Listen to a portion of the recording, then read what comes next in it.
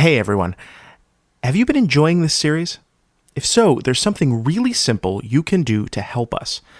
Go on Apple Podcasts or whatever app you've been using to listen to the show and leave us a nice comment and a good star rating. It just takes a minute and it will do wonders for helping new people discover the series. So, thanks a lot and on with the show.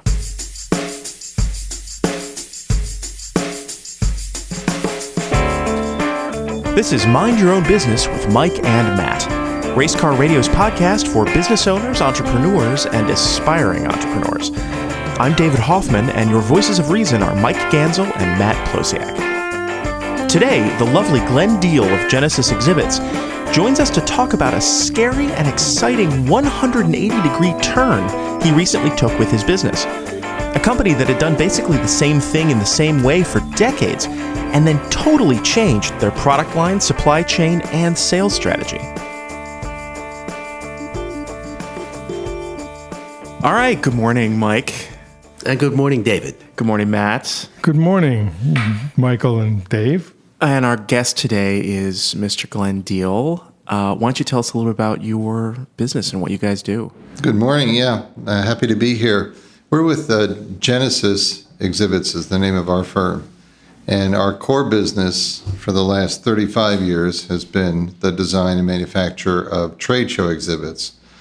But we are now doing many non-trade show face-to-face venues of product launches, mobile tours, company meetings, permanent lobby installations. Anytime you need to build a three-dimensional brand for your company, we can help design and execute that.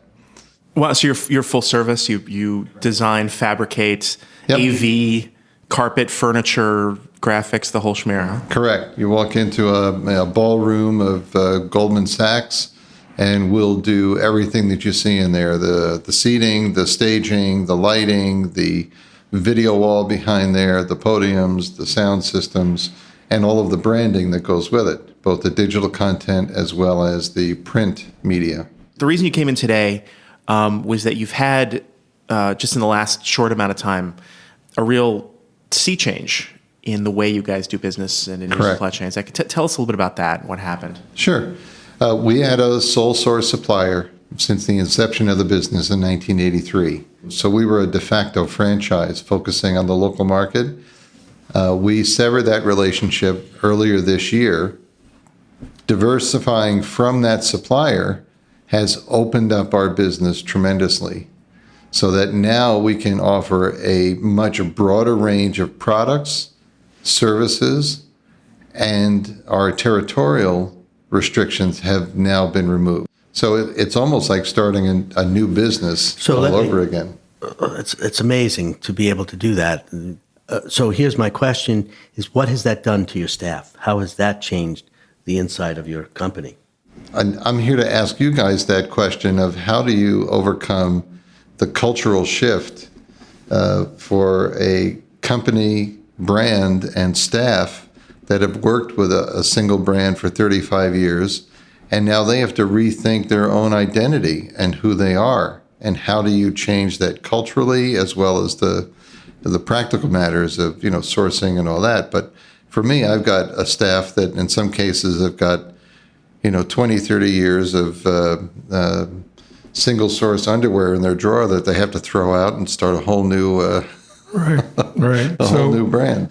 However, the repositioning of the brand in the broadest sense is convincing the staff that we are in the face-to-face marketing business.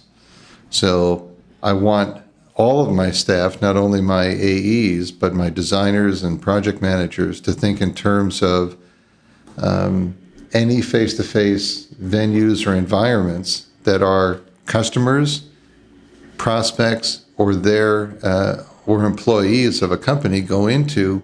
We want to help create or recreate that face-to-face environment. So this is what you want to do, which is truly amazing and certainly the right thing to do, but how have you done that? What have you done so far to date? To do that, yeah. Well, we've changed our design focus. For instance, in our business, we have a couple of key components. We have sales, we have project management, we have design, we have service. Well, design drives everything. So what we've done is, in effect, we've fired our designers and we are now outsourcing all of our design intentionally to use people that are experts in the type of venue that we need to go find. What used to be the case when we were on a very narrow lane is we had designers that knew how to build walls with pictures. Yep. Now we need designers who are able to think much more expansively about how to create experiential environments. So you can go to whoever expertise you need, given the project or the client. Correct. So I have a question. So you had this supplier for 35 years, and it sounds like once you parted ways, it sort of opened up a whole new world to Genesis and your company. And I'll have to ask, why'd you wait so long?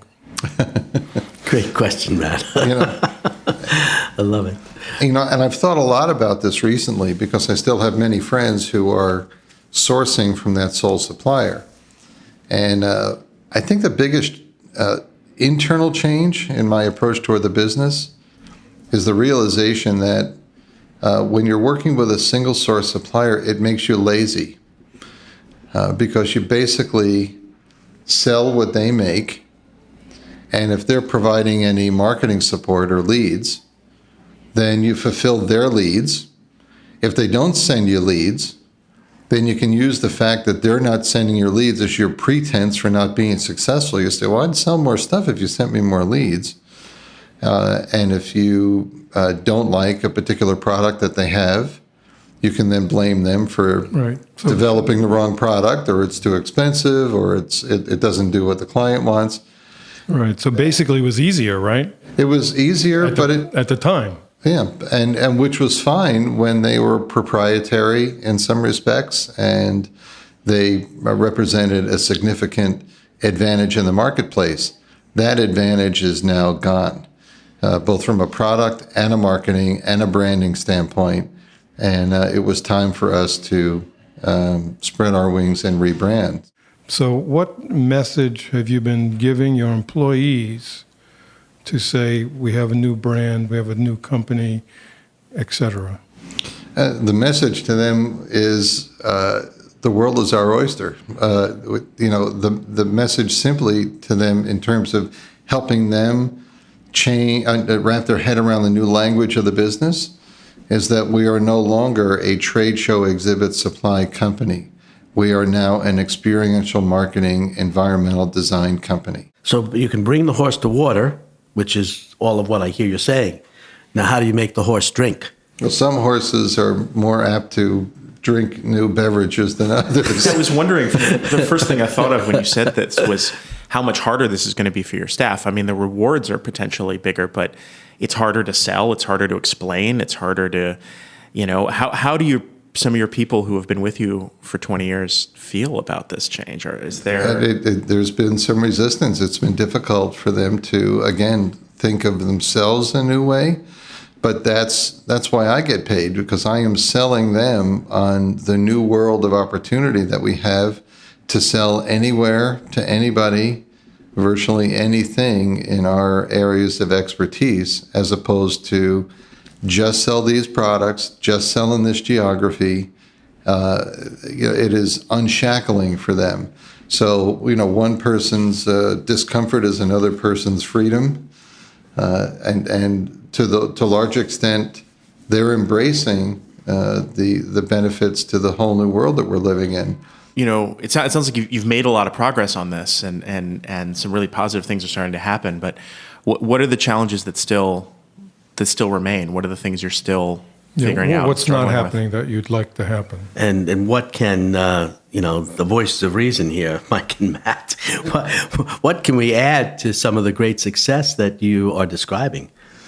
I guess our biggest challenge right now is expanding our sales and marketing effort on a national basis. And there's a couple of approaches. I'm not sure which one, if any of them are going to work. Do you try and develop a network of independent contractors What that we are call those ISOs, independent sales organizations. Yeah. So, or do I go to established organizations that may want to add our offerings to what they're doing? So, for instance, a PR firm in Denver, maybe that wants to get into the event business, but they don't have the resources to do that. Maybe we could become the event production arm of an established PR firm or ad agency, or so. I don't know if that's the right approach. Should I be calling those people and trying to establish those relationships?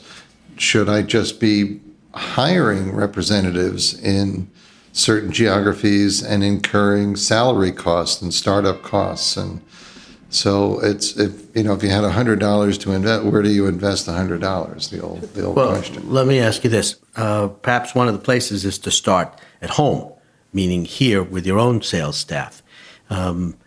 So, the question really is, how rock solid is your internal sales team? And I think Matt earlier asked you this question as to if you asked one of your salespeople what exactly would they say to describe the business. It would seem to me, before you could take this out nationally, you would have to really build a rock solid sales team who would in essence be your sales ambassadors, and then allow you to figure out what qualities you're looking for in salespeople outside. Because, it's obvious if you're working here in New York, New Jersey area where your office in Jersey is, as well as here in New York, it's easy enough to reach out with your own two hands to your salespeople. Now, if you start going to major cities all over the country, it becomes more and more difficult. So, And aside from the geographic change, think of it this way: when you're a sole source supplier, you're not quite an order taker, but it is easier because you're picking from a menu of available solutions for a client. Correct. Now I have to get my bright, energetic, relationship-building sales staff, AEs, to think more broadly in terms of what opportunities to go after and what potential solutions to bring. Right. We need hunters. You need hunters. But hunters that are going with a new mindset, because I've had hunters who were out looking for new business, but a particular kind of new business. Correct. Now that we've diversified the business, they have to become much more conceptual thinkers rather than concrete thinkers. you need to build a new sales team. It's not just changing your current sales team. It is really building a new sales team. And what I'm imagining here is that your new sales team will be sort of tabula rasa, right? They won't have all of the past. They won't have all of that they have to deal with. They won't have to unlearn. It will be a lot easier if you build a new sales team where they have to learn and not unlearn. We'll be right back after these messages. If you're enjoying this show, you might also like some of the other podcasts on Race Car Radio. For instance, try London's New York. Tour guide, historian, and socialist agitator Dan London takes you on a deep and opinionated trip through some parts of New York City that are a little to the side of the usual tourist trail, and through the extraordinary, rich, and divisive history of one of the greatest cities in the world. I guarantee you it's a view of New York City that you've never heard before. Listen and subscribe now to London's New York at racecarradio.com. Racecar Radio is proud to support the work of IO Worldwide, a tenacious and dedicated organization working to address the root causes of poverty in West Africa. Because they believe that who a person is and where they come from should not solely determine what they are able to achieve. To learn about their work and how you can support it, please visit ayaworldwide.org. And now, back to Mind Your Own Business with Mike and Matt. So let's talk about this for a moment. What would it be like to build a new sales team? Meaning perhaps a dual sales team. So you actually have two sales teams, not one. And you have a sales team that basically takes care of your existing clients, and their job is to farm those existing clients and basically explore the current to develop the current services, continue, and as you said, to basically face the new world to see if they could introduce new services to them, a la the new company, et cetera. Well, here's the balance challenge, right? Balance challenge. We have I like a that. core existing customer base that needs to be maintained and continue to be served as the foundation of the business. And the AEs that service those accounts What have does those AE stand for? account executives, sorry. They have those existing relationships and the historical knowledge of what the customer needs are. So maybe it's going back to those existing customers and expanding our business within them to do more for them outside of what we traditionally have done. But it's always easier to sell to a current customer. Sure. It reminds me of, when Michael and I had Netland. One of my best customers at the time was large magazine company, had very good relationship with the VP of IT, probably spoke to him at least once a week, saw him several times a month. I'm having a meeting with him, and he's telling me, next month we're going to do XYZ. And I said, well, we do XYZ. He goes, oh, I didn't know. Sure. Yeah. You guys can do that. So, people don't think about what you're doing until they need what you're doing. But now we're talking about this national perspective, and we're talking about broadening. So here, what I'm suggesting is to building a new sales team. Well, and that is totally separate from your current team, and also not giving them any of those clients a brand new client base and a brand new sales team. Well, that's my challenge, in effect. To foster that, our marketing reach now is a national marketing reach, where it used to be a very local one. So we're chasing, there's a difference between leads and seeds, right? Mm-hmm. A lead is somebody ready to do business with you. A seed is something you throw out there and hope it germinates. Correct. So we're casting seeds all over the country now, and that's going to create new opportunities. Those new opportunities may very well go to a new profile of salesperson, but that's alluding to what I went back to before. It's do I actually hire somebody and put them on staff and invest the money that way?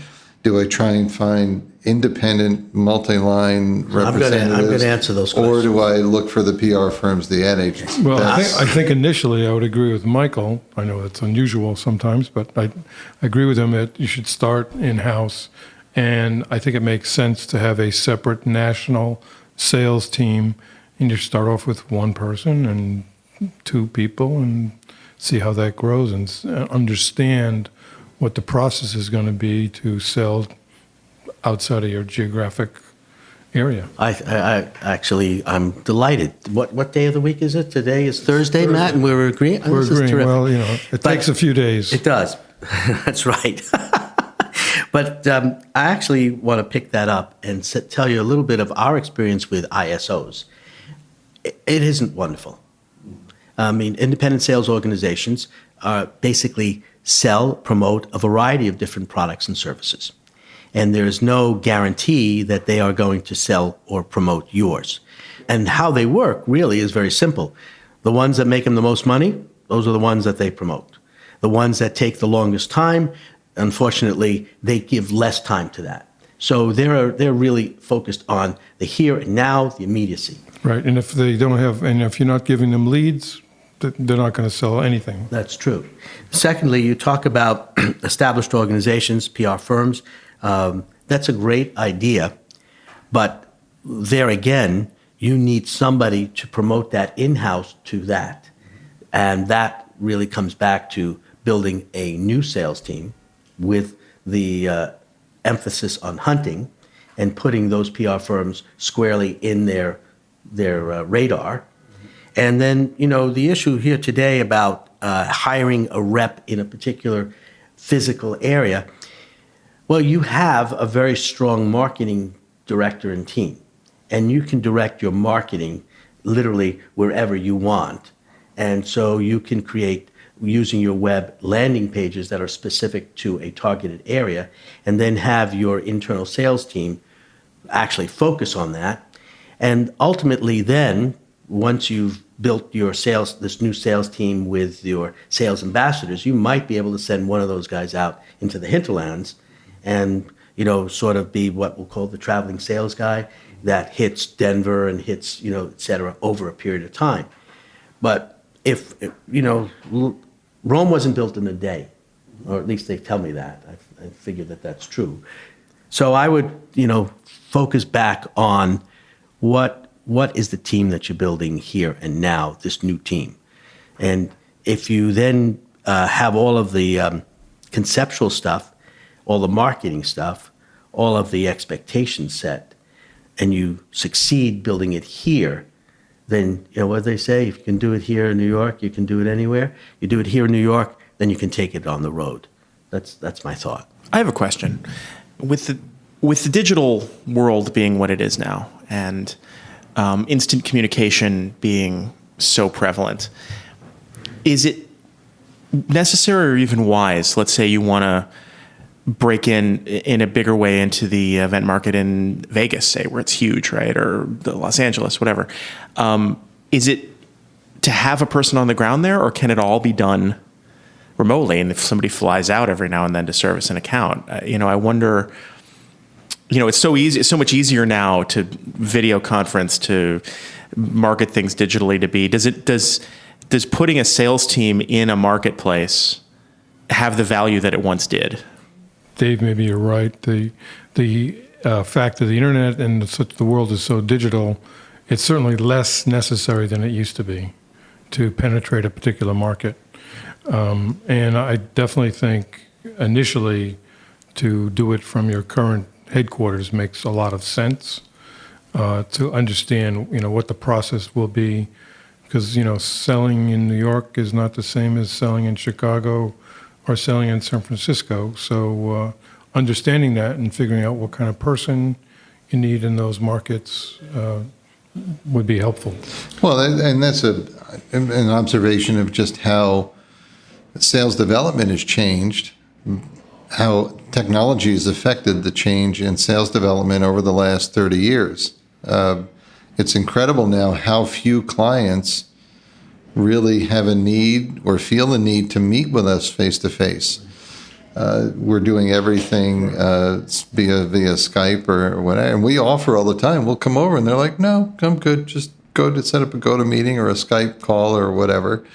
So my own company is now a virtual company. I have a staff that resides in 6 different states, all working for the home office here in New York, but they're not all residing here, and we rarely get to see them face to face, but we're working together virtually every day. So we've shifted internally. We're now shifting, or have shifted, to change with how our aging customer base has turned over to the new way of doing business. So I think, to your point, it's well taken that as we now continue to expand and grow our sales effort, we may not need to do that with physical locations. We might be able to do that virtually and be just as effective, because marketing is effectively reaching all these geographies. That doesn't mean that we have to physically be there. I just wanted to say, I think it's so impressive to be doing something, to have been doing something for so long a particular way, and then to be taking such a 180-degree shift so enthusiastically. You really seem to be enjoying this tremendously scary, difficult process in a way that I find really, I'm so impressed by, I have to say. As I think Matt and I are too, but what I would say here, our tagline is, we turn business owners into CEOs. So what is a CEO? And in reality, a CEO is a change agent. He's the chief change agent in the organization. And in essence, Glenn, you personify, at least from what we've heard today, you personify that CEO who is indeed the change agent. And I've always believed that if you're not trying enough new things, even inside your own business, and failing often, then you're not trying enough new things. So this whole idea of creating or recreating the business for me has been something I've been doing all or in part for many years as we've tried to diversify or tried new approaches over the years, tried new technologies. Some have worked, some have failed miserably, but that's okay. I'd rather be out there trying and failing than not trying at all. So, I think it would be great to invite you back in a few months and hear how this transition's going and hearing the advantages and ups and downs of doing it. I think that'd be great, yeah. It'll be fun. Well, you're welcome back anytime. You know that. Thanks. All right, thanks, Glenn, so much for talking to us. Sure, my pleasure. So, Matt, why don't you just mind your own business? Dave, I think you and Michael should mind your own business. Matt, that's funny coming from you. I'm just going to have to tell you and Dave, mind your own business. Well, I think I will.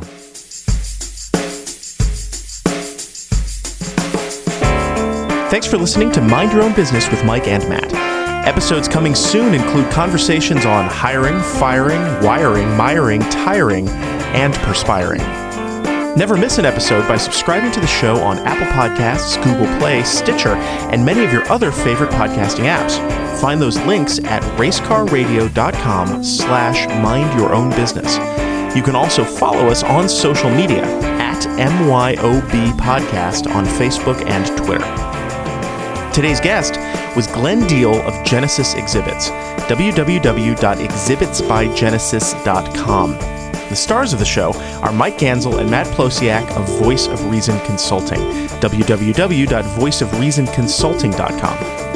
I'm David Hoffman, and I produced the show. It was recorded and edited by Austin Colon. Mind Your Own Business with Mike and Matt is a production of Race Car Radio, www.racecarradio.com.